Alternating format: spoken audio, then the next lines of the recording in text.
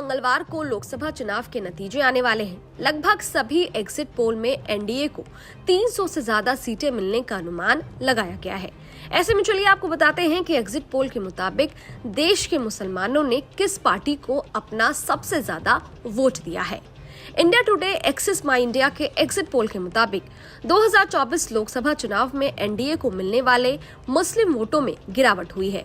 2019 के लोकसभा चुनाव में एनडीए को लगभग 9% मुस्लिम वोट मिले थे। वहीं 2024 के चुनाव में इसे घटकर 6% तक रह जाने का अनुमान लगाया गया है। वहीं दूसरी तरफ अगर इंडिया गठबंधन की बात करें तो एग्जिट पोल के मुताबिक इंडिया ब्लॉक को मुसलमानों से जबरदस्त वोट मिलने की उम्मीद है। राहुल गांधी की भारत जोड़ो यात्रा और भारत जोड़ो न्याय यात्रा और संविधान बचाओ की अपील ने मुस्लिम वोटों का रुख कांग्रेस की तरफ मोड़ दिया। इस कारण इंडिया ब्लॉक को मिलने वाले मुस्लिम वोटों में जबरदस्त 24% का उछाल होने का अनुमान है। 2019 में इंडिया ब्लॉक की पार्टियों को 52% मुस्लिम वोट मिले थे। इस बार इन्हें 76% वोट मिल सकते हैं। एग्जिट पोल का डेटा बताता है कि इंडिया ब्लॉक की पार्टियों को इस बार उत्तर प्रदेश में मुसलमानों से 38% वोट मिलने का अनुमान है।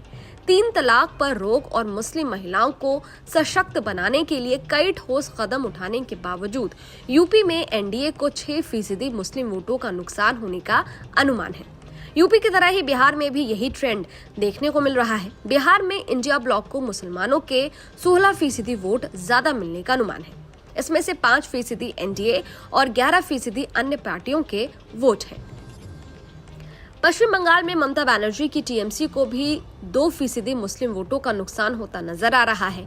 झारखंड में एनडीए के 4% और अन्य पार्टियों के 2% मुस्लिम वोट इंडिया ब्लॉक को मिलने की उम्मीद है। एनडीए को मिलने वाले अनुसूचित जनजाति, अन्य पिछड़ा वर्ग और सामान्य वर्ग की जातियों के वोट बढ़ने का अनुमान है।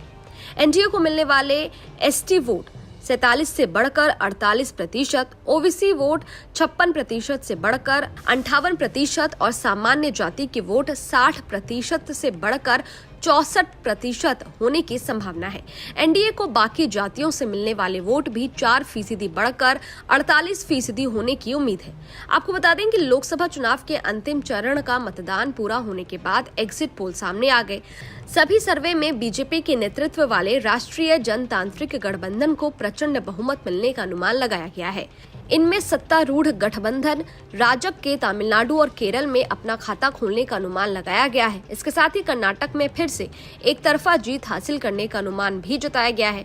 2024 लोकसभा चुनाव में बीजेपी ने अपने गठबंधन के लिए 400 पार का नारा दिया था। फिलहाल कई सर्वे में बीजेपी को 300 प्लस सीटें मिलने का अनुमान जताया गया है।